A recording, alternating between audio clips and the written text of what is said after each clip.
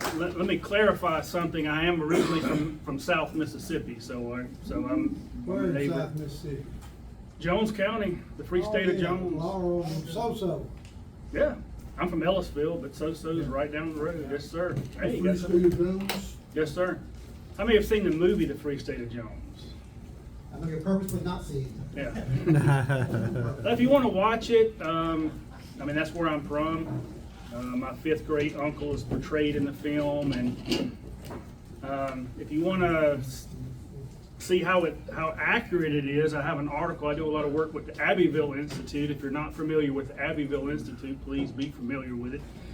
Do a lot of good work at the Abbeville Institute and have conferences every year. And actually, the next book that I have coming out, hopefully it'll come out by the end of this year by the Abbeville Institute. It's actually about Mississippi politics with the Compromise of 1850. It talks about Jefferson Davis when he was a senator, and John Quitman and Mississippi's fight during the first secession crisis. The book Lee referred to is actually a book. It's a little greater in significance. It's called, I'm calling it Kindred Spirits.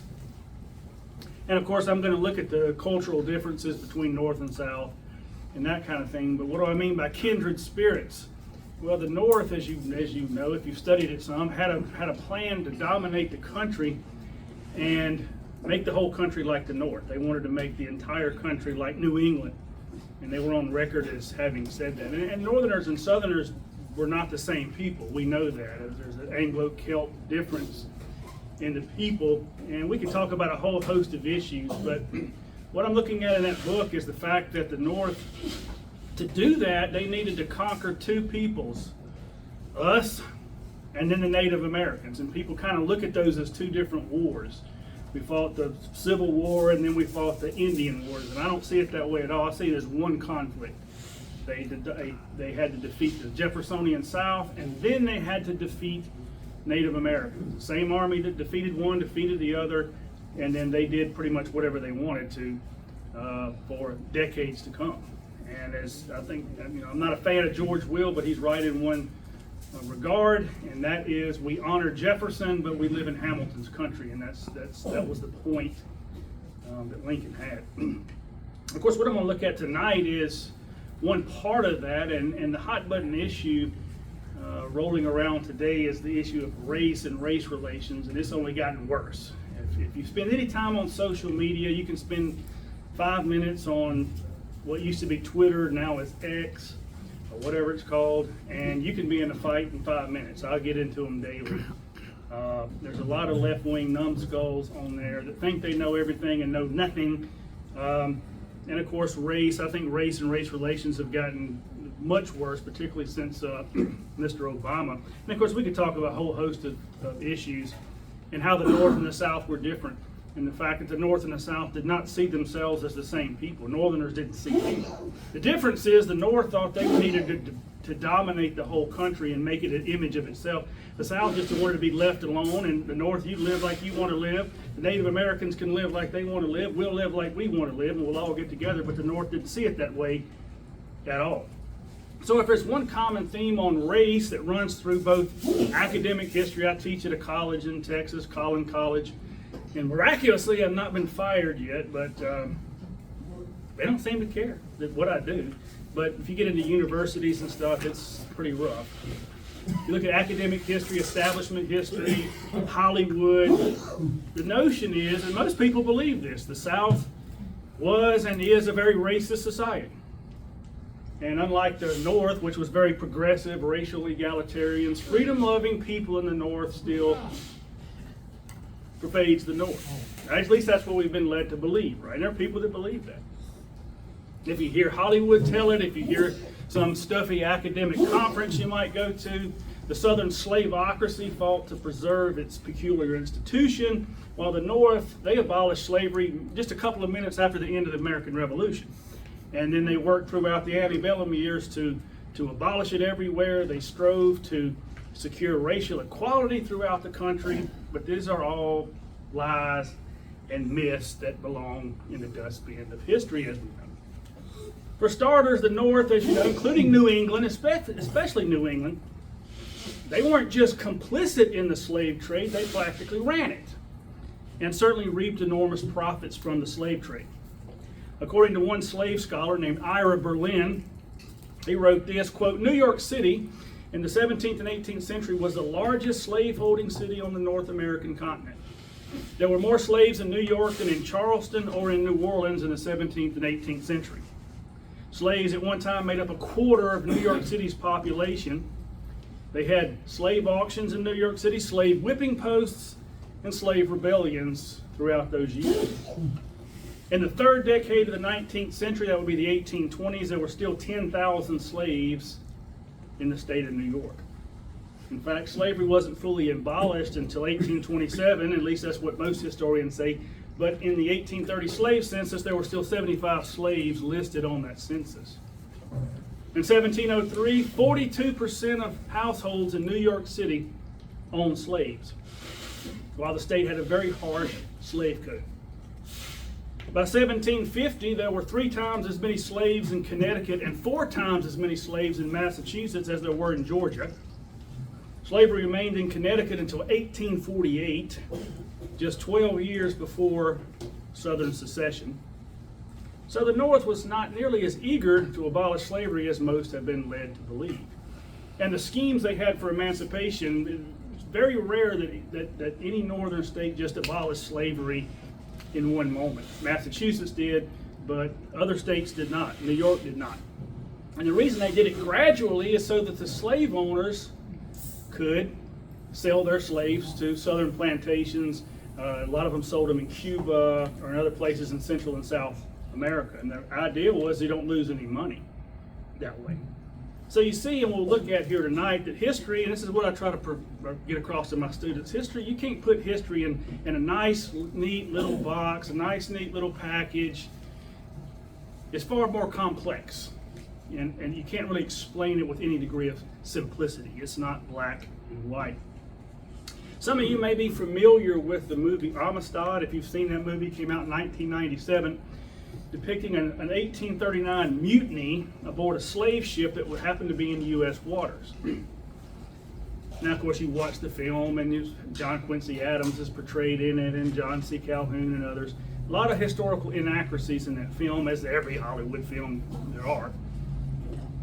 The movie does not tell you, though, is that the ringleader, the slave who led the mutiny to take over the ship, of course, they get to Boston and go through a big court case, and John Quincy Adams is involved in it, and they get freed and sent back to Africa. What they don't tell you is that ringleader, when he got back to Africa, oh, well, he had a nice little farm and a nice little hut and had a nice little family. No.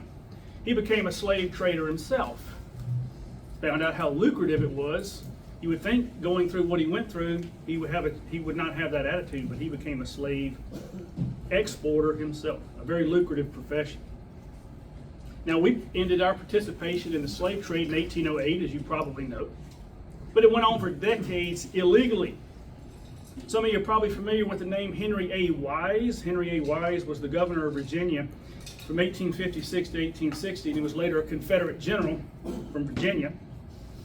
But in the 1840s, he was the U.S. minister to Brazil. And Brazil, if you don't know, had a very harsh slave society, very brutal.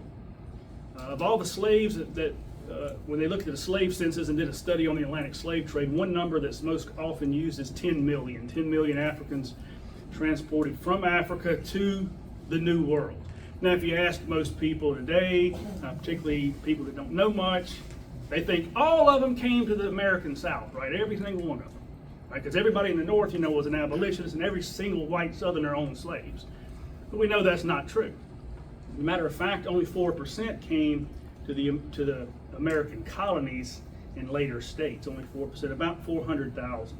4 million went to Brazil. Brazil was rough. Brazil, they worked people to death and just simply got a new boatload. But while Henry A. Wise was the minister to Brazil, he worked hard to stop the illegal slave trade that was ongoing, conducted by New England shippers. Now think about that. A Southerner is trying to stop the slave trade carried on illegally by New England in violation of the law. Matter of fact, participation in the slave trade by an American was a capital offense. I'll give you another example. In 1860, a U.S. naval vessel stopped a slave ship near the coast of Cuba. 1860. The ship was named the Echo, and it was registered in Providence, Rhode Island. On board were 400 Africans in miserable conditions. As a matter of fact, the Echo, the mortality rate was about a third. So about a third of them had already perished. The rest of them were in rough condition. The naval vessel that captured the Echo was commanded by John N. Moffett, who was a Southerner and later served with prominence in the Confederate Navy. The captain of the Echo was Edward Townsend, a very educated man from a prominent Rhode Island family. Now think about this. Think about the narrative we're given every day. Here's another example. Here's a Southerner stopping the illegal slave trade carried on by New Englanders. Of course, Townsend's in deep trouble. He knows he's in deep trouble. He tried to explain to Captain Moffett, I was just saving these guys from certain death in Africa. That's all I was doing. By taking them to Cuba? Okay. But he did, maybe that's true, I don't know, I wasn't there. But he did admit he expected to make $130,000 from that voyage, which today would be $5.1 million. He was taken into custody, put before a judge in Boston, who turned him loose, and he faced no charges whatsoever because of his family connections.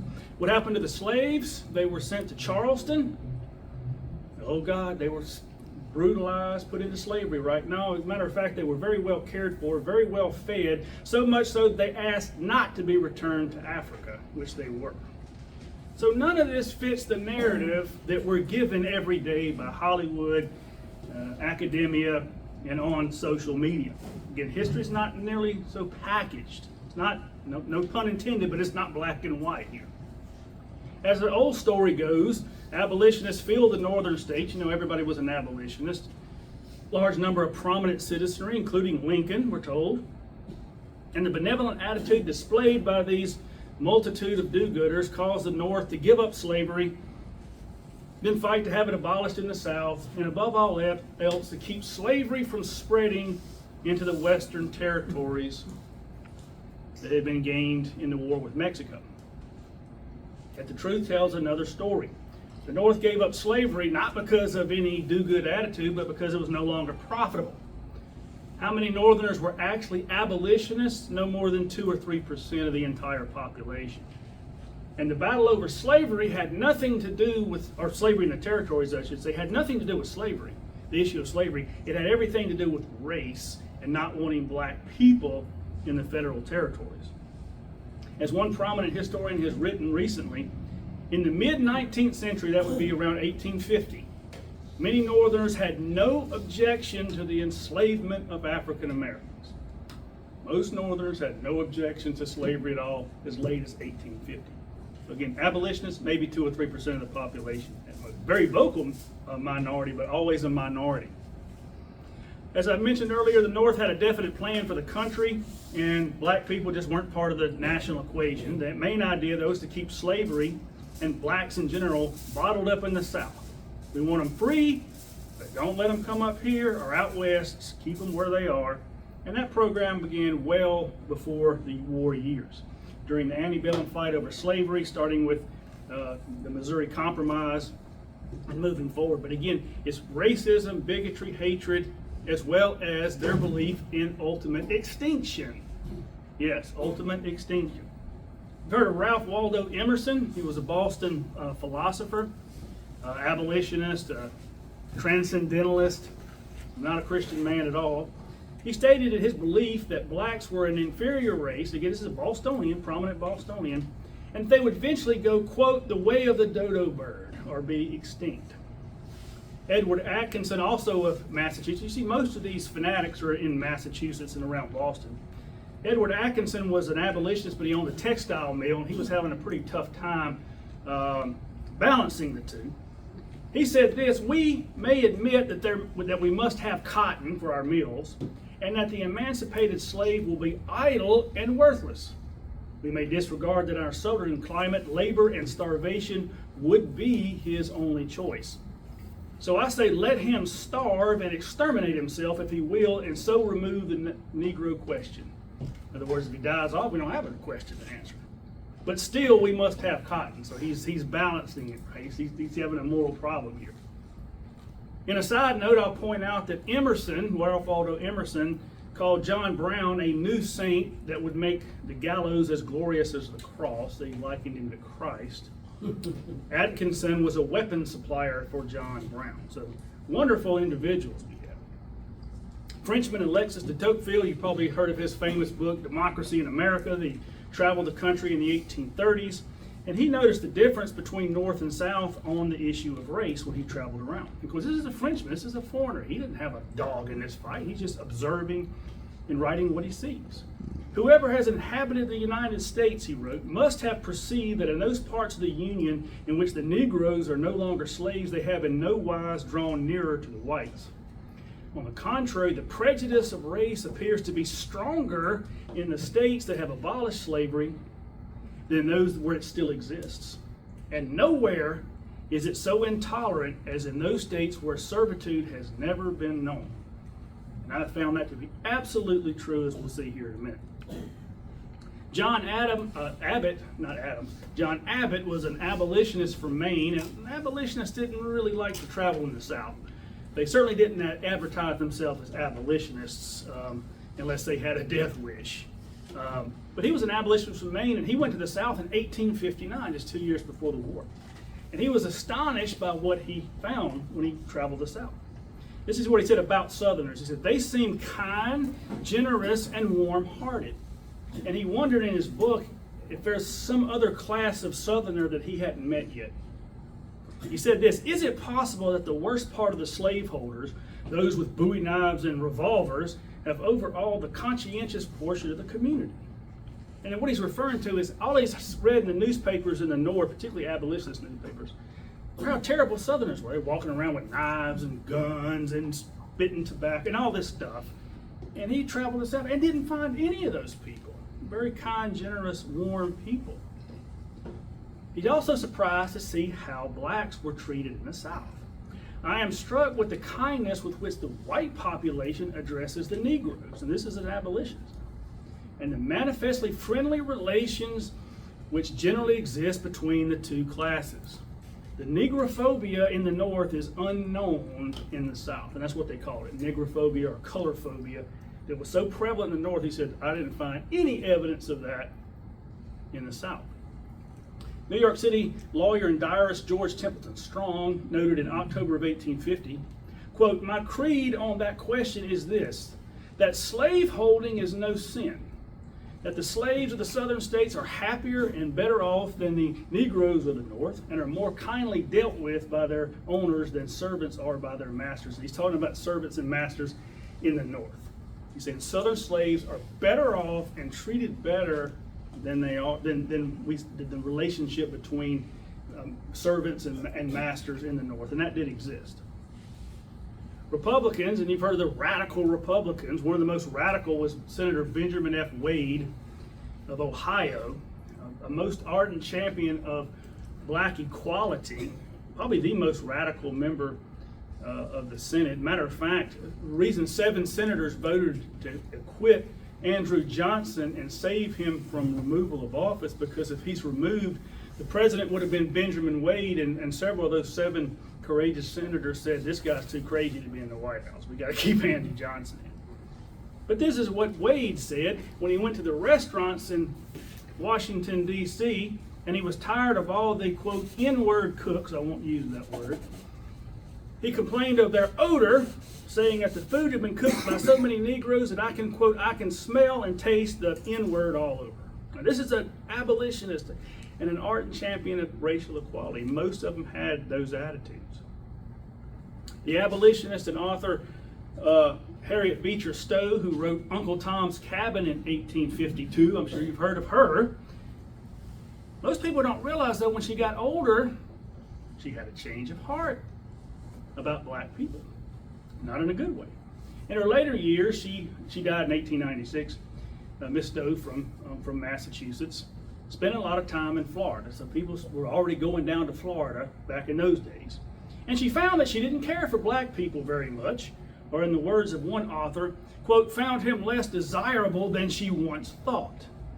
An intimate friend of hers is quoted as saying, in her own words, quoting her, about Uncle Tom's Cabin, quote, that story had its origins in the brain of a romantic girl, fired by the stories told by my father and my uncle. I did not know the Negro then, or it would never have been written. That's important, because this is the lady in 1862 when she was ushered into Lincoln's office to meet the president. When Lincoln stood to address her, he said, so this is the little lady who started the war.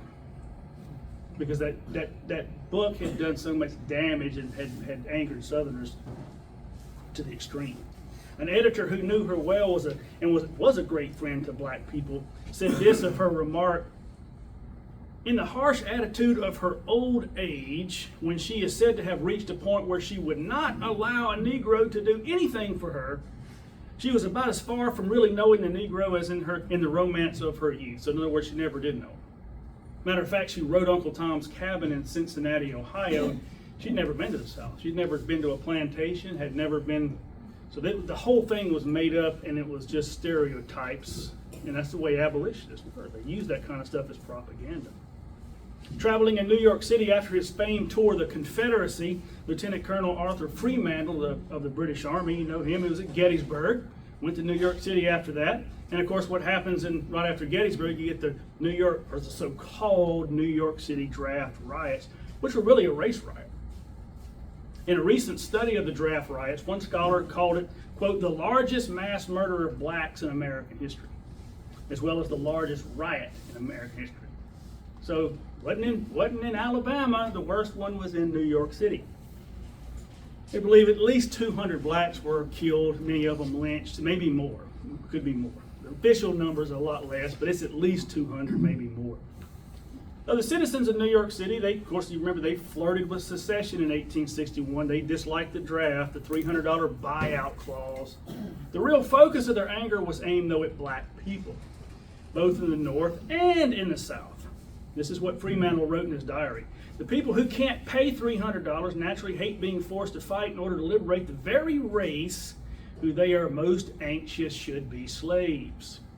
It is their direct interest not only that all slaves should remain slaves, but that the free northern Negroes who compete with them for labor should be sent to the South also. In other words, get rid of the free blacks out of our city, which they've been doing. In 1790, the black population in New York City was about 2%. By 1830, it was 0.5%. So they were kicking them out of there. But that wasn't good enough. The violence in the city during the riots, which included many lynchings, they burned down a black orphanage with children in it, and it went on for days. And remember, Lincoln had to send troops after Gettysburg to put it down, and it was put down brutally. Fremantle observed a crowd chasing a black man through the streets, chanting, "Kill all the N-words." Such a display was shocking and seemed out of character to him, because he doesn't know. This is what he wrote. Never having been in New York City before, and being totally ignorant of the state of feeling with regard to Negroes, I required of a bystander what the Negroes had done that they should want to kill them. He replied civilly enough, "Oh, sir, they hate them here. They are the innocent cause of all these troubles." In fact, Fremantle observed that, quote, no colored man or woman was visible or safe in the streets of New York City, or even in their own dwelling during those days of upheaval. Well, that was just a one-time incident. No, they had anti-abolition riots in New York City in 1834 and in 1835, about the time the abolitionist movement was started. So it was nothing new in New York City. So it's because of the hatred for black people that caused the North to adopt social policies that have been historically blamed on the South. Segregation, which they call Jim Crow, right? A character in a minstrel play in the mid-19th century, actually began in the North, not the South. I encourage you to go to Google sometime and type in Jim Crow, and it'll say Southern System of Segregation. That's not correct. It actually began in the state of Connecticut and moved to the rest of the North. A slave society, which is the South, was integrated by its very nature. It has to be. And that's one thing that Northerners hated about the South, was that there was too much mixing. It was too much of white and black interaction. They hated that. To quote one scholar of slavery, quote, slave or free, black and white lived close to one another, and their relationship in the South led to a widespread reputation for better treatment. Better treatment. So Northerners were completely obsessed with the idea of keeping their states as free of free black people as possible. They were consumed with keeping the federal territories free of black people and for whites only. And there's no doubt about this. This was the policy of Northern politicians. And we'll talk more about this in a minute. But let's look at Northerners first, how they run their own states in this segregation system. If you haven't read the book by C. Vann Woodward, I encourage you to do so, The Strange Career of Jim Crow. Wonderful book. C. Vann Woodward of Georgia, he was a Pulitzer Prize winner. And he's the one that pointed out the system of segregation, those blamed on the South, quote, was born in the North and reached an advanced age before moving south in force. Northerners made sure in numerous ways that the Negro understood his place in society and that he was severely confined to it. Both political parties in the North, Democrats and Republicans alike, vied for each other in their devotion to white supremacy. It is clear, he says, that when the North's victory was complete in the war and the time came, the North was in no position to instruct the South either by precedent or example or by force of conviction on the implementation of what eventually became one of the professed war aims of the Union cause, which is racial equality. So in other words, the North has no right to tell the South anything about race relations at all, because they started it. Segregation didn't move into the South until much, much later. Henry Ward Beecher, who was the older brother of Harriet Beecher Stowe, a major abolitionist and at one time was called the most famous man in America, he complained that blacks in Boston, quote, cannot even ride in the cars of our city railroad. They are snuffed at in the house of God or tolerated with ill-disguised disgust. They are given the most menial calling to the bottom of society. We heap upon them moral criticism more atrocious than that which the master heaps upon the slaves. In other words, they're treated worse here than they're treated in plantations in the South. William Lloyd Garrison, the famous abolitionist, commented, quote, how vulgar and brutal and yet how fearfully prevalent is color phobia in the North. And that's what they generally call it, color phobia or negrophobia. Harper's Weekly, one of the most influential newspapers of the day, opined during the war in October of 1862 that, quote, a moral antipathy for the Negro is entertained by a large class of persons in the North. Very obvious. During a debate in 1862 in the House of Representatives, they were debating a bill over emancipation in the District of Columbia, where they wanted to emancipate the slaves there. Congressman John Sherman of Ohio, he's the brother of William Tecumseh Sherman, said this about the idea, talking about Washington, D.C., this is a good place to begin emancipation. This is a very paradise for free Negroes. Here they enjoy more social equality than they do anywhere else. In the state where I live, we do not like Negroes. We do not disguise our dislike. The whole people of the northwestern states are, for reasons whether correct or not, opposed to having many Negroes among them. And that principle or prejudice has been engrafted in the legislation of nearly all the northwestern states. And that was what de Tocqueville's point was. You go to places that's never had slavery, and it's worse as far as the prejudice is concerned. Senator Lyman Trumbull of Illinois, a friend of Lincoln's, stated this, quote, there is a great aversion in the West, I know it to be so in my state, against having free Negroes come among us. Our people want nothing to do with the Negro. On another occasion, he said, when we say all men are created equal, we do not mean that every man in organized society has the same rights. We don't tolerate that in Illinois, and he's talking about race. He's not alone. These are not isolated quotes.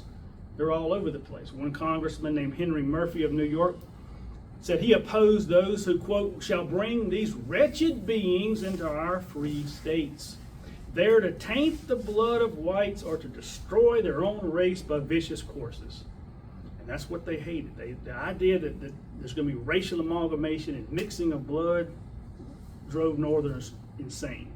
In fact, the state of Oregon came into the Union in 1859, And they were the first and only state to exclude blacks from residing within their borders in their initial state constitution. Now, other northern states had amendments to their constitution, changed it or passed laws like Illinois did. Illinois passed a law that if you were white and you brought a black person into the state, you would be whipped for doing so. But Oregon, in the very first constitution that they drafted as a territory and submitted to Congress, had a provision that no free black could reside in the state or be brought in. And Congress approved their admission to the Union with that constitution in 1859.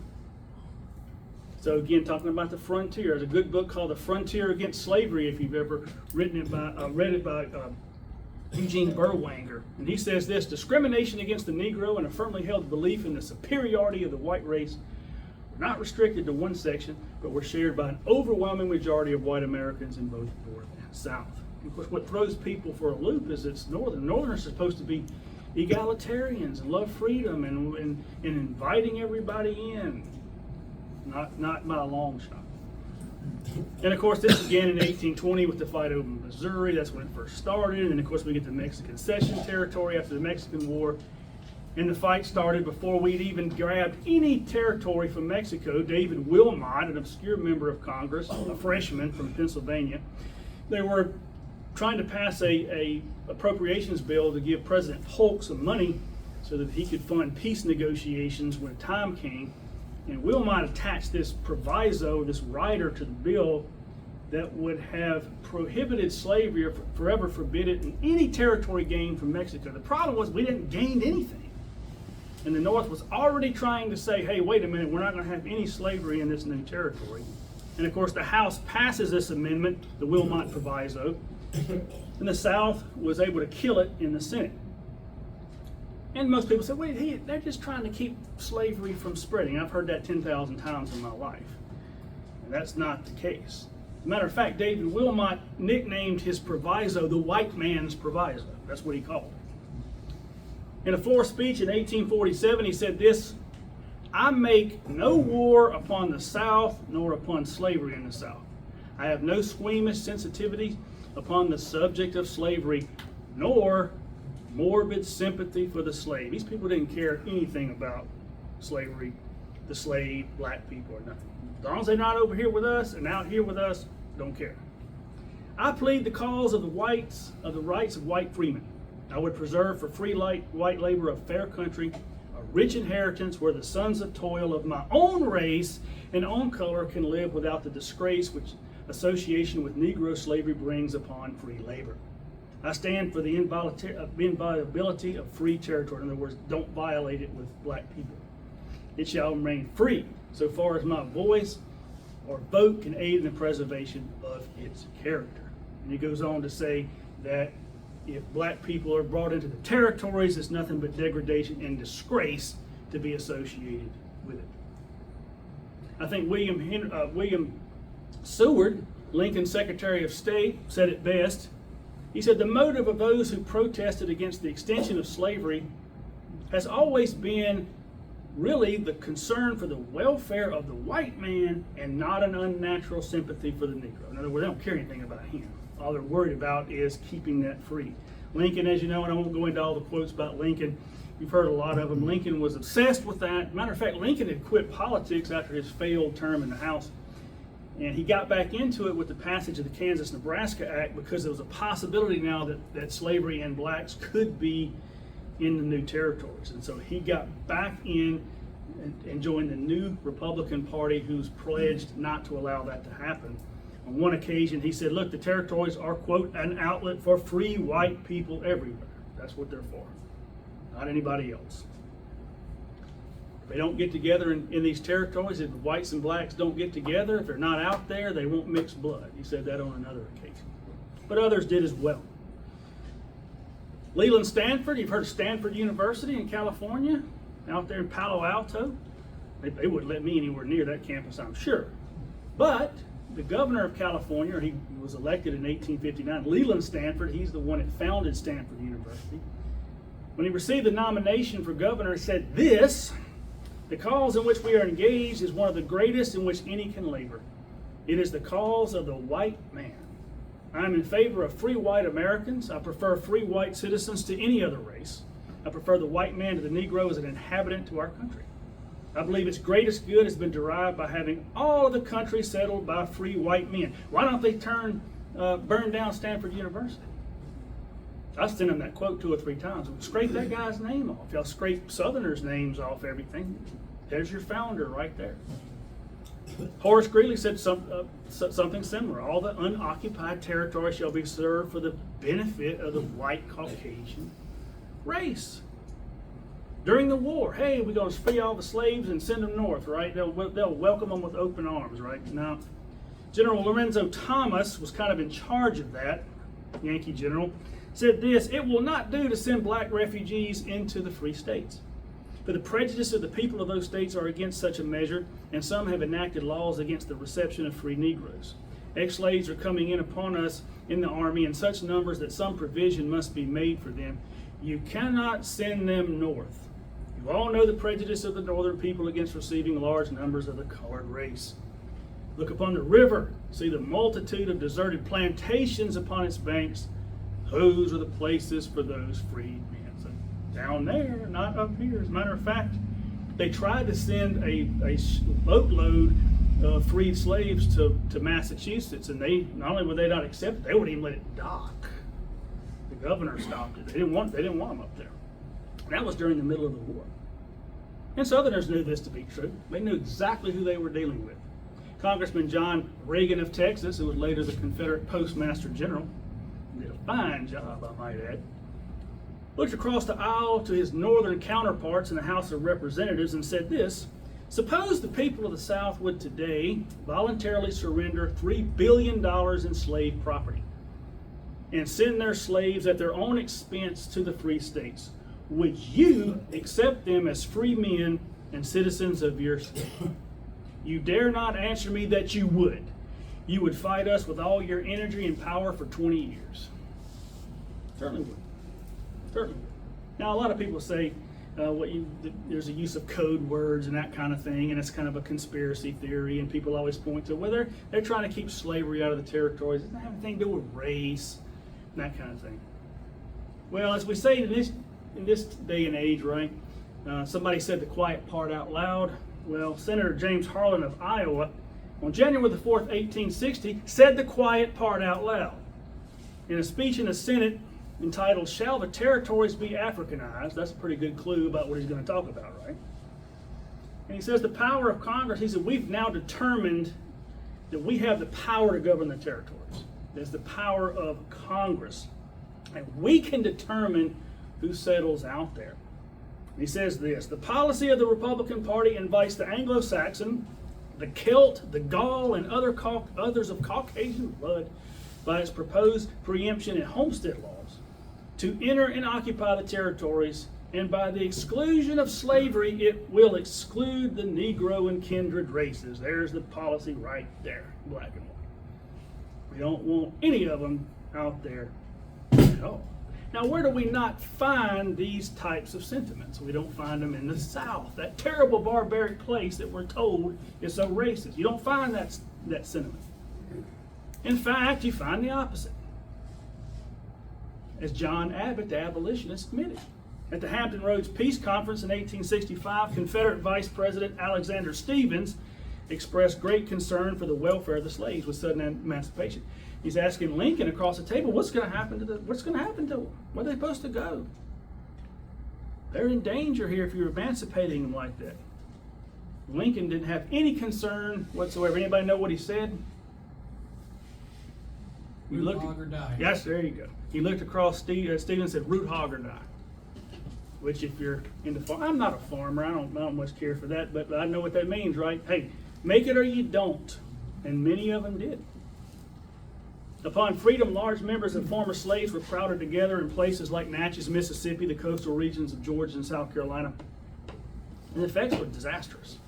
If you haven't read the book, there's a great book by Jim Downs called Sick from Freedom. It was actually published by Oxford University Press, if you can believe it. And he looked at this phenomenon of all these slaves being crammed together because they don't have anywhere to go. They're just kind of huddled together. tens of thousands of them, and of course a lot of them caught diseases, either got sick or died. His research reveals that roughly a fourth, 25% of all the slaves, 4 million of them, either got sick with some disease or died between 1862 and 1870.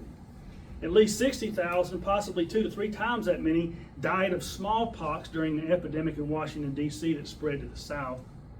Many former slaves are just walking around endlessly. They don't have any job. They're catching these diseases. He refers to it as, quote, the largest biological crisis of the 19th century. That's what we don't ever hear about. A lot of them got sick and a lot of them perished precisely as Stephen said. What's supposed to happen to them? And the government didn't do much about it. They passed the Freedmen Bureau bill, but that was so corrupt they were stealing most of the money out of that for themselves. Now, this is a little known experiment that took place in 1863. I don't know if you ever heard of it. They took 453 freed slaves to an island off the coast of Haiti to experiment in colonization. As you know, Lincoln was a lifelong colonizationist. People say he gave up that idea in 1863. Hogwash, he did not at all. So they said, okay, 453, put them on a ship, take them down there. They didn't just throw them out. They said, here's tools, seed, all the things that you need to set up a society. In 6 months, a quarter of them were dead. The government had to go back down there and rescue them, which seemed to prove what Southerners had been trying to say. So again, like Emerson and others, a lot of them believed blacks would go extinct. If we leave them alone, if we just free them and just don't do anything, they'll all die. 15 years before this failed experiment in Haiti, a New York senator by the name of John Dix, that's where we get Fort Dix. Anybody come into Fort Dix? There's Fort John Dix, that's what he's named after, said this in the Senate: free blacks would continue to be an inferior caste and simply die out. They'll die. And he wasn't saying that, oh, this is a terrible thing. He was saying, so what? So what? Let them die. This is a common theme, as we said. Now, who rose to defend the black race in the Senate? Some abolitionist? No, the man that rose up to confront Dix was none other than Senator Jefferson Davis.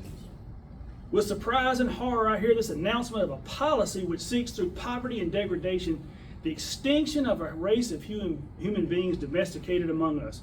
We stand in such a relation to that people as creates a feeling of kindness and protection. We have attachments which have grown with us from childhood. From the old servant who nursed us in infancy to the old man who was the companion of our childhood, and the not less tender regard for those who have been reared under our protection. To hear their extinction treated as a matter of public policy or of speculative philosophy arouses our sympathy and our indignation. So who has sympathy for black people in the country, north or south? I think we're seeing where this is going. So I do want to look at Davis more in depth, but let's look at the three leaders of our cause, or in each section, our cause and their cause. For the South, our big three is Jefferson Davis, Robert E. Lee, Stonewall Jackson. I would say that one would be hard-pressed to find a better example of honor, integrity, gentlemanly conduct, and Christian charity anywhere in history than those three men. Now, those are the three men the cultural Marxists are right now they want to sandblast off of Stone Mountain. For the North, their big three: Lincoln, Grant, Sherman. A drunk and two men who would be diagnosed as manic depressives today. Grant was drunk. I had a guy the other day on Twitter tell me Grant didn't drink that much. Yeah, okay. He stayed drunk, I think, far more than we realize or they want to admit. Sherman was melancholic, just as bad as Lincoln. Sherman was actually also on suicide watch just before the war. People in the Army have told me that I asked a good friend of mine who retired as a lieutenant colonel, and I said, would Sherman be able to command troops? And he said, not only would he not be commanding troops, he probably wouldn't even be led in the Army after having gone through something or thrown out of it. Lincoln was also a manic depressive. As you know, he was put on suicide at least twice in his life. Matter of fact, his friends on two different occasions took all his knives and razors away from him because they were afraid he'd kill himself. Lincoln admitted himself that he didn't carry a penknife like most people do, a pocket knife, because he was afraid he'd slash his own wrists. True story. He was haunted by dreams. Even as president, dreams and nightmares of death and distress. He dreamed about dying all the time. Now, if you talk to psychologists or psychiatrists, they'll tell you that's a symptom of severe depression, almost debilitating depression. He often used metaphors of suicide. Being besieged by office seekers one time, he wrote a letter and said, "I feel like going out in the tree in the front of the White House and hanging myself." Well, the psychiatrists will tell you that's a sign of depression. I certainly don't think about hanging myself. But these three are heroes. The drunk and the manic depressives are heroes. Ours are not. And on race, they follow the same path. Lincoln's record on race, we know, is downright horrible. He was a racist by any definition of the word. Consider this: Lincoln provided legal representation for slave owners trying to recover runaway slaves in court. He married into a slave-holding family. One of his military commanders he chose was a slave owner. He earned the hatred of most of the abolitionists because of his hypocrisy. He rigorously championed colonization throughout his life. He repeatedly espoused enforcement of the Fugitive Slave Act and the Corwin Amendment, as you know, that would have preserved slavery forever where it already stood and protected from future federal interference. Abolitionists hated Abraham Lincoln. They wanted to replace him in 1864. In 1862, he met with black leaders in the White House and said this: "Why should the people of your race be colonized, and where? Why should they leave this country? This is perhaps the first question of proper consideration. You and we are different races. You have between us a broader difference than exists between almost any two races on the earth. Whether it's right or wrong, I need to discuss, but this physical difference is a great disadvantage to us both. And as I think your race suffer very greatly, many of them by living among us, while ours suffer from your very presence in this country. In a word, we suffer on each side. If this is admitted, it affords a reason at least why we should at least be separated." It gets even worse. There's a new book that came out a couple of years ago, if you've heard of it, Lincoln's in the White House, by Kevin Orland Johnson. Have you heard of this book? He found in the Kentucky courthouse some very interesting documents. In those days, in most of the southern states, women couldn't own property. So if daddy or somebody died and willed something, it would go to the husband. Well, Mary Todd Lincoln inherited slaves that went to Abraham Lincoln. And of course, the great emancipator immediately manumitted them and gave them their freedom, right? No, he sold them into slavery, as these documents that he lays out in this book. No, sold them. The great emancipator sold them, pocketed the money. They ain't heard that one. I ain't heard that one either on History Channel. Turn History Channel off here. Yeah, good book. Despite their best efforts, leftist historians have tried to demonize General Lee. We know that. They constantly say Lee was a slaveholder because of his father-in-law's estate. As you know, Lee took a 2-year absence from the military, came home and to execute his father's will. And you try to explain to these dummies that when you're the executor of a will, the property doesn't belong to you. You just have to do what the will says, and he freed them. And as I like to tell people, when you want to drive a leftist crazy, tell them this: Robert E. Lee's name is never on a slave census. There's not a single slave census in existence that Robert E. Lee's name's on. But U.S. Grant's name's on a slave census. Now think about that dynamic.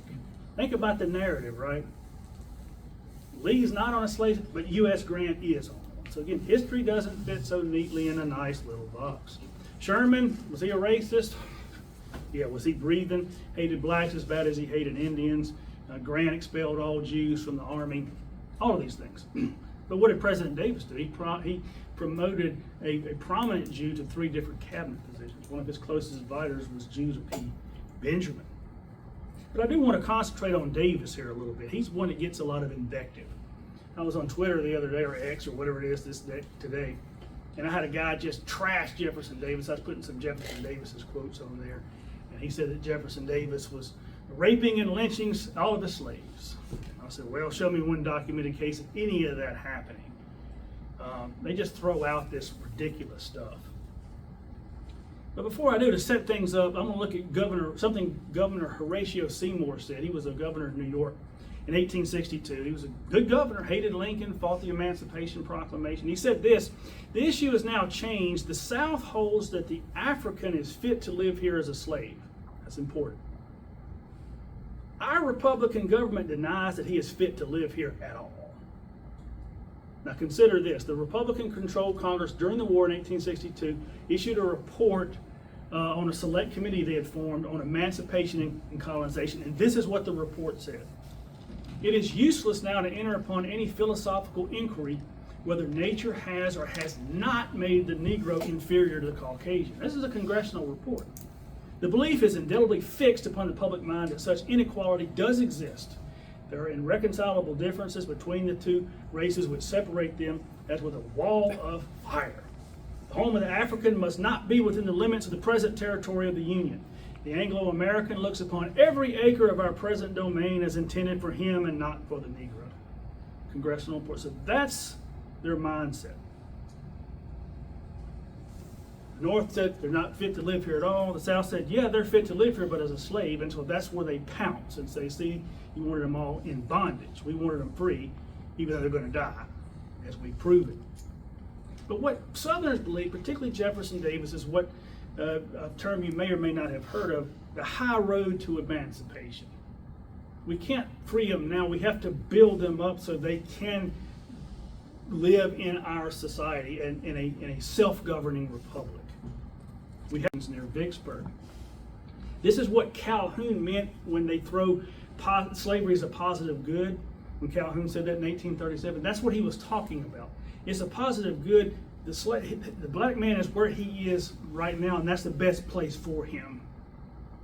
We've just proven it in Haiti that a quarter of them died in 6 months. We have to give them education, and that's what the Davises did. So I want to look at some important questions here. Let's ask some questions about Jefferson Davis, this guy that's supposedly lynching and raping all of his slaves. So if Jefferson Davis was a racist and bigoted toward blacks, as we're told, why did he have a black overseer? That's an almost unheard of thing. An overseer was the man in charge of your plantation. When he went to Congress or the Senate or Secretary of War, wherever he was, the plantation was turned over to a black man to run. You almost don't see that. His name was James Pemberton. He's a very good friend of Jefferson Davis, and he treated him just like he would a white man. When they conducted business, James Pemberton was brought into the parlor at Jefferson Davis's plantation, Briarfield, and treated just like any white man. People might call him Jim. He would correct him. His name is James, not Jim. Black overseer. So he leaves his family in charge in plantation in the hands of a black man. This is the terrible guy we hear about.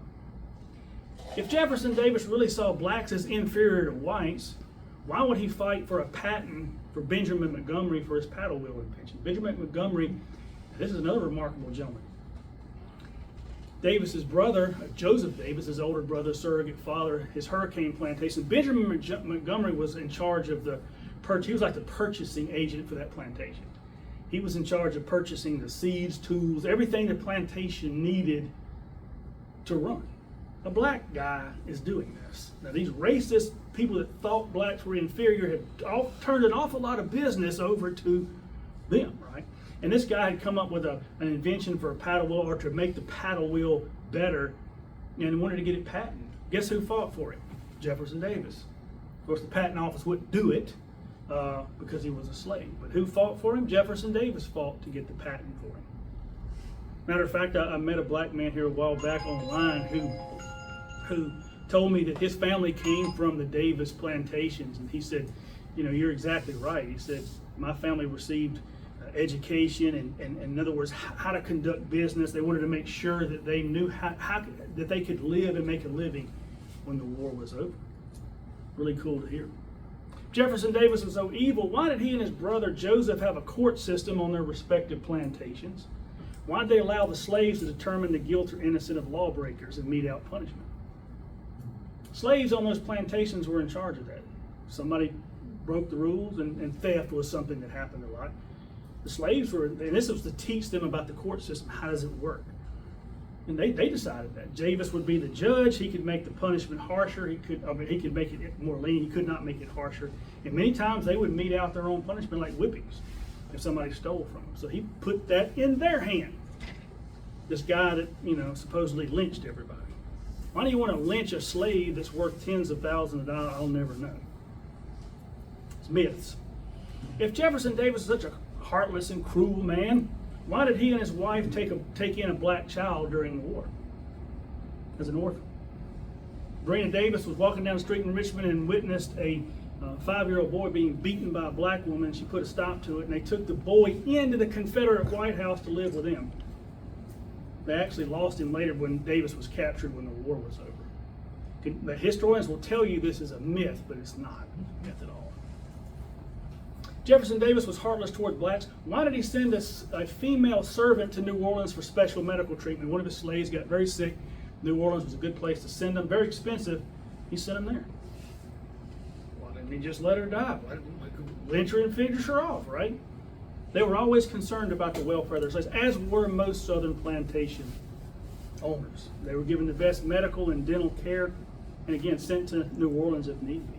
He also made sure that the elderly slaves on his plantation were well cared for. During the war, an elderly black couple lived at Briarfield, which is Jefferson Davis's plantation. And Jefferson Davis wrote a letter to the overseer and said, look, I want you to make sure that old Bob has enough blankets and furniture for the winter's coming. It's going to be cold. I'm going to send a whole wagon load of stuff down there to make sure he's got enough. When the benevolent Yankees came through, right, what did they do? They stole every bit of it, accusing old Bob of having stolen. They said, you don't have all this. You couldn't accumulate all this. And they took every bit of it away from him. So who's benevolent, who's not? Again, sometime when you get a chance, look at what slaves, how did slaves view the Yankees? Did they view them as liberators? Nope, not at all.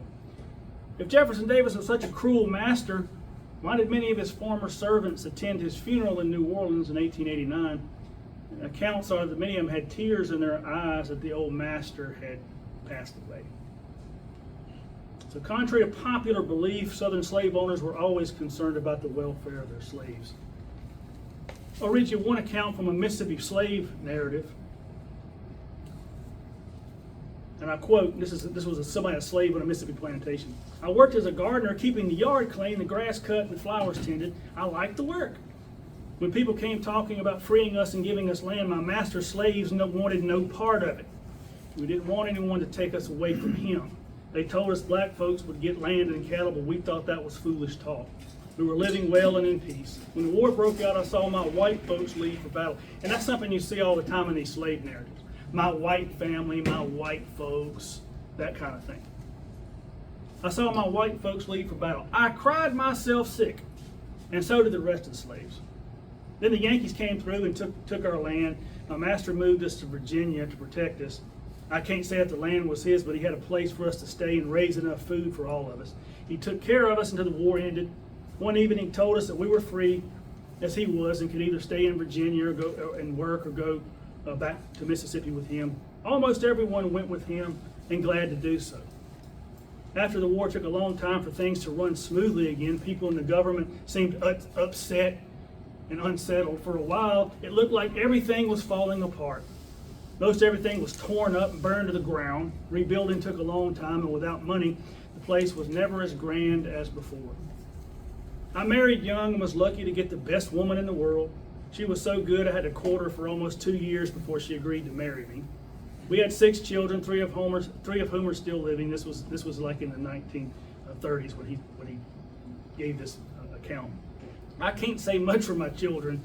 I don't like to be harsh, but I tried to raise them as best I could. I gave them an education, even bought them a piano and paid for music lessons. One lives in Memphis, another in Detroit, and another in Chicago. I write to them often asking for help, but they never respond. I guess I'm old and they've forgotten me. That's the way the world is now. Everything moves too fast and people are too frivolous. This is an important point. Folks ought to be more like my old master was. I'm a Christian and love the Lord. I expect to see the Lord soon, and when I do, I'll see my old master and mistress again. That seems to fly in the face, right? As you know, just 6% of Southerners own slaves. But really you want to shock people even more?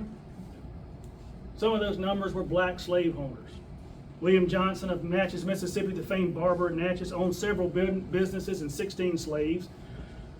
There were 180 black slaveholders in South Carolina in 1850, 180. William Ellison owned 63 slaves and 900 acres of land in 1860. In Louisiana, a sugar plantation owner named Antoine W. Clay owned over 100 slaves and was worth $264,000 in 1860. That would be worth about $10 million today. John Carruthers Stanley owned more than 100 slaves in North Carolina and was the wealthiest free black resident. Now be careful, if you use this information, what they're going to tell you is, yeah, but what they were doing is they were buying their relatives. Really? They had over 100 relatives? And if that's true, they didn't give them their freedom papers. They kept them as slaves. So again, these people will say whatever they need to say. Another unbeknownst fact to many, in 1860, there were more free blacks in the South than in the North, about 35,000 more. Henry Louis Gates Jr. of Harvard University, prestigious African-American professor of history, expressed shock and surprise to learn these facts. He wrote about it in a PBS article a few years ago. And I laughed out loud because I thought, I went to the University of Southern Mississippi and I knew that. I didn't have to go to Harvard and teach to know that. And he wrote this: in the raging year of Lincoln's election and Southern secession, there were a total of 488,000 free blacks living in the United States, about 10% of the black population. 226,000 in the North, 261,000 in the South, in the 15 states plus the District of Columbia. But this is what he asks. This is what blew the man's mind. And they stayed there during the Civil War. He couldn't believe it. Why didn't they leave? I can't imagine why. We just looked at a whole reason why they didn't want to go north. Better treatment, obviously. Obviously. As a matter of fact, free blacks in the South own property that today would be valued at $1 billion. $1 billion. There are other questions. Yeah, why they remain in the Confederacy? I think the answer is obvious. They don't like the answer, but it's obvious. There are others. Why did some free blacks fight for the Confederacy? And that's what they're trying to fight that hard now. To say that's a myth, we know it's not. Why was there not a major slave insurrection in the South during the war? Seemed like a perfect time to do it. Most of the white military-age guys gone. Let's rise up. Think about that slave narrative I just read. That's why. They're not going to rise up against my white family, my white folks.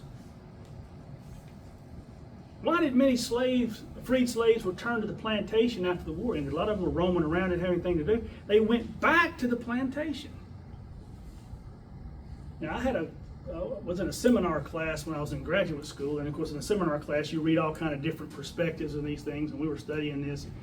And one of the perspectives we read was a guy who likened southern plantations to Nazi concentration camps. And I sat there in this seminar listening to this junk, and I'm just getting madder and madder, and I hadn't said anything. The professor finally asked me for my opinion on this. And of course I've listened to all these students give all their left-wing drivel. And I said, they're like Nazi concentration camps, right? I said, well, we all know that many of them went back to the plantation, right? The professor said, yeah, that's true. I said, how many people went back to Dachau? I don't know anybody that went back to Auschwitz and said, this is a pretty good place. I think I'll go back. Not one single person. This is a ridiculous notion that it's a Nazi concentration. They went back for obvious reasons. And we can go on and on about this, about the fact that many of them were paid. Many slaves were paid as much as $300 a year by their masters, which would be about $5,000 a year today. So that's not a lot. $5,000 is pretty good if you're a slave, I think. John Adams related to Thomas Jefferson talking about slavery and how bad things were in the North, and this is kind of where I want to wrap up here. Because conditions in the North were downright hard. The people that were condemning slavery had horrible working conditions in factories and sweatshops. As a matter of fact, John Adams wrote a letter to Thomas Jefferson after they had both retired and renewed their friendship. And he said this, he said, in some countries the laboring poor were called freemen, in others they were called slaves. But that the difference as to the state was imaginary only, there's no difference.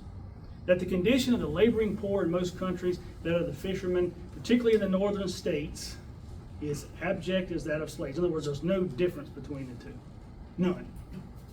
Is what John Adams said. This is how bad things were in New York City at the eve of the war.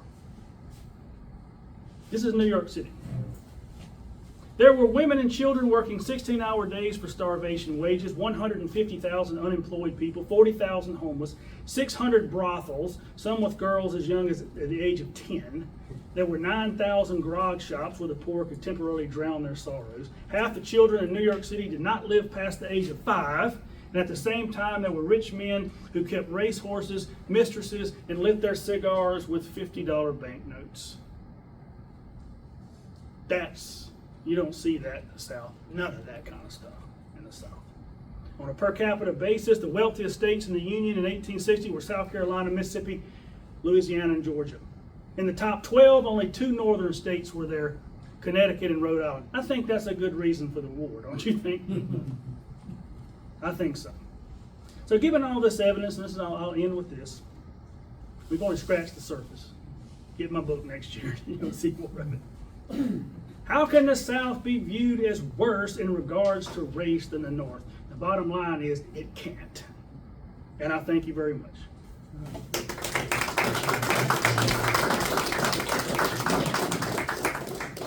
Thank you, Ryan. And if you want to ask questions, I'll be happy to answer. Anybody have questions? Larry? Any questions? Yes, do you have any references with regard to the New England origin of Jim Crow? Because I've been looking for some. That Woodward book, right? Yeah, C. Van Woodward's book, The Strange Career of Jim Crow. That's the go-to source. He's the first, really the only one that's really laid that out. Woodward, Yeah. strange. Yeah. C. Van Woodward. The Van is 2 N's. C. V-A-N-N, then Woodward. The Strange Career of Jim Crow. Howard? Yes, sir. Did I understand you to say that you have a forthcoming book? Yeah, it should be out hopefully at the end of the year. By the end of the year, I'm trying to get Abbeville to push it out there. It's on the Compromise of 1850. It starts with the Mexican War and goes to the Compromise of 1850 when we had the first Southern secession crisis. Do you have any written material or articles on what you've discussed here tonight? Because it is extremely interesting. Some of it I've heard, a lot of it I haven't. Well, I talked to at the last year thing. I think it was Donnie that wants me to send it and get it published in the Confederate Veteran. So I think I'll probably have it in the Confederate Veteran before it comes out in the I'll book. search it back here. Thank you very much. So it hadn't come out yet, but No, it's not out yet, Howard. yeah, they want me to put it in sort of a magazine format and send it to them. So I probably will. So. Thank you very much. I have some business cards. I'm pretty easy to find online. If you want to email me about any sources or anything like that, feel free to do it. My email address, I can give you a business card, or you can find me. I got a website. You can find me on Twitter. Google my name. Just put Ryan S. Walters. If you don't put the S in, it comes up as the Superintendent of Education of Oklahoma, whose name is Ryan Walters, and he says a lot of really wild stuff, and people spew emails at me and call me the dumbest person. You know, you're the most. I say you mean the guy in Oklahoma, not me. So go to my website. It's ryanswalters.net. I had to put a message up there that said, I am not the Superintendent of Education of Oklahoma. That's another fellow. But just Ryan S. Walters, and you can find me. Just email me anytime. And I should have a couple of books out next year. Actually, one book I'm under contract is my primary book I'm working on. It's actually on Lyndon Johnson, so I got to have it done by May. It may be out next year, but I doubt it. But Garth? The strange what of Jim Crow? Career. Career. The strange career of Jim Crow. John, you said you had a copy, right? I've got it somewhere, yeah, I've got the book. The reason he calls it that is because of what we believe. You say Jim Crow, okay, that's the Southern system of segregation. He's like, nah, the career of Jim Crow is pretty strange because it actually started in Connecticut. That was the first state to do it. Never heard that before. Yeah.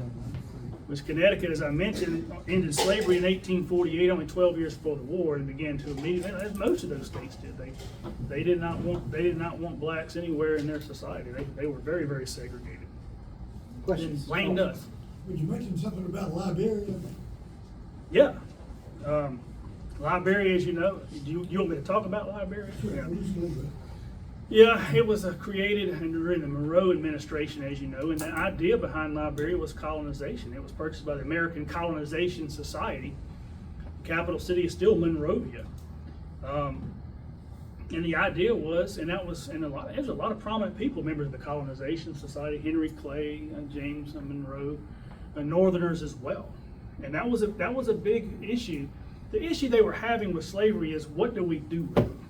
We've got a massive population here, and emancipation, what do we do with them? And that was one possible solution, is colonization.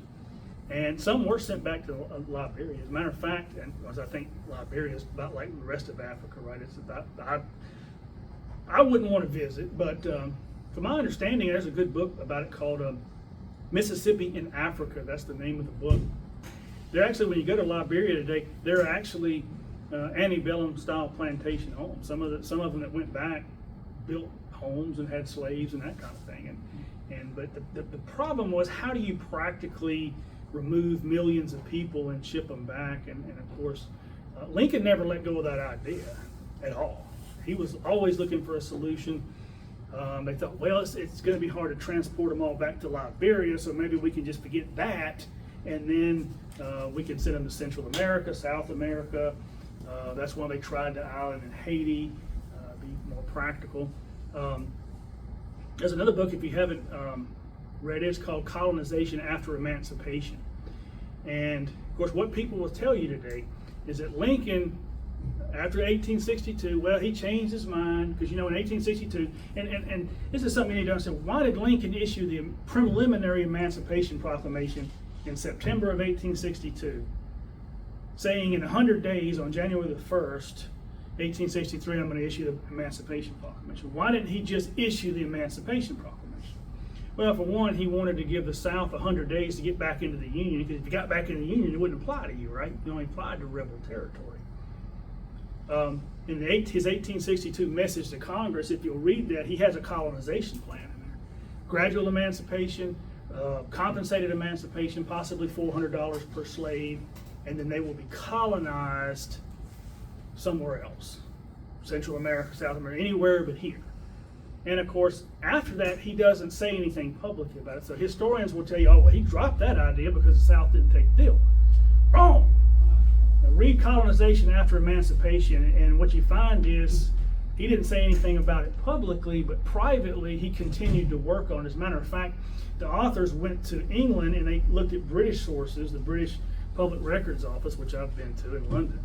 And they found all this correspondence where Lincoln and his administration were writing to the British to get the British to help us to do it, calculating it. As a matter of fact, a few days before Lincoln was assassinated, he was talking to General Benjamin Beast Butler about calculating how much is it going to cost to transport 4 million people somewhere else. So he was still working on the plan up to the day he got killed. And that book goes into a lot of that. Yes, sir. Was Lincoln the one that said, had the quote about, we've got the wolf by the ears and we Thomas. can't let it go, but we dare not hold on? That was Jefferson, Thomas Jefferson. That was in reaction to the Missouri Compromise. That's what Jefferson, that really shook Jefferson up in a lot of people. Jefferson said it rang like a fire bell in the night, but he said that about slavery. Yeah, he said, we've got a wolf by the ear. We can either let him go, hold on, or let him go. And he was exactly right. That was the dilemma they had. What are we supposed to do with them? It was easy for the North to say, well, we're just going to free them. Well, it's not your problem. We're the one with 4 million.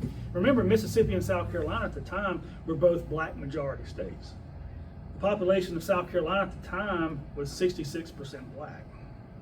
So you imagine they were horrified. If we free them and give them all voting rights, guess what's about to happen to our state? I mean, you got people that have no education, no money, no nothing. And then again, that's the point about High Road to Emancipation. Gradually over time, we can do, we've already got 488,000 free blacks. So gradually over time, we can do this, and they'll require the skills and that kind of thing. But if you do what we did in Haiti, then you see the result of it. And as Jim Downs' book, Sick from Freedom shows, I mean, yeah, it was pretty bad. Freedmen's Bureau couldn't deal with it, and they shut it down in 1872 because it was so corrupt, they were stealing all the money out of it. You do know radical Republicans stole everything, wasn't nailed down, right? It's been said that the Reconstruction devastated the South economically worse than the war did, because what little capital they had, they stole. It stripped it out. I mean, Reconstruction, I think, was the worst thing that ever happened. There's a good article at the Abbey. If you hadn't been to the Abbeville Institute website, that's a go-to place. There's a lot of great stuff there from Clyde Wilson and Brian McClanahan and others. Go to the Abbeville Institute website, look at the blog, and you can just Google anything you want, and it'll pop up. It's a good article in there about Brazil. You know, a lot of Confederates went to Brazil, took some of their slaves with them, and there was never a problem in Brazil. You go down there, and there's cemeteries with Confederate flags where they were buried and things. And somebody went down there and investigated it and asked somebody, said, well, how come y'all didn't have a racial upheaval like we did? And very simple, we didn't have Reconstruction. People say, when, because what I just related, the race relations in the South was so much better. When did they get poisoned? Reconstruction. And that's what it was designed to do. That was one of the worst episodes in the country. I mean, Reconstruction did more damage, and we're still paying for Reconstruction. Unfortunately. One more question if you had it. No more questions. I have one, well, Fire away. a comment, actually. December 18th, 1865, slavery was abolished in the last two states that practice it by federal law. That is Biden's Delaware and Lincoln's Kentucky. But the last state to ban slavery by state law was New Jersey in 1905. Yep. It's funny, it doesn't fit none of the narrative does. Well, those bad Southerners in New You don't Jersey. see that on the news, then do you? No, we don't hear any of that. I mean, you don't hear it in school. You hear it in my class, but Well, if the news says the Braves beat the Phillies, that I'll believe. hey, I believe in Reagan. What Reagan always quote the Russian proverb: "Trust but verify." Anytime a historian says anything, particularly on TV, sometimes you're surprised. But I was watching a program the other night on the Titans of Wall Street, and one of the historians there was it started with the war to prevent Southern independence, and they didn't call it that obviously. But one of the historians actually surprised me with what he said. They were talking about some of the Titans in the war, and raising money and that kind of thing. One of the historians said, "Well, the Confederacy lost simply because the North had more resources than the South did." And I thought, well, which is true. Which is true. But always remember, losing the war doesn't mean we were wrong. It just means the North was stronger than we were, and that's not, and that's all that it means. It doesn't mean we're wrong. I like to tell my students, ideas are bulletproof. The war didn't change any ideas or any of our beliefs whatsoever. So, no more questions, no more talking. I came from Dallas. I want to give you guys your money's worth. Before moving back to the South, I lived in Connecticut, and I would fly the first national flag at my house. You're still alive? You ought to see my house down here. But anyway, most of the Yankees didn't know what it was. But some college libtard was standing on my sidewalk as I pulled in, and he said, "Is this your house?" I said, "Yes, sir." And he looked at the flag and started calling me a racist, a Nazi, an anti-Semite. And at that point, I invited him to get off my property. Well, you're happy to be back down here? Now, my house here, I have the battle flag, 2 First Nationals, and the Bonnie Blue. And I just got my 3rd SCV license plate. Well, I'm happy to see you're in the cause. All in with both feet. I like it. Thank you. All right.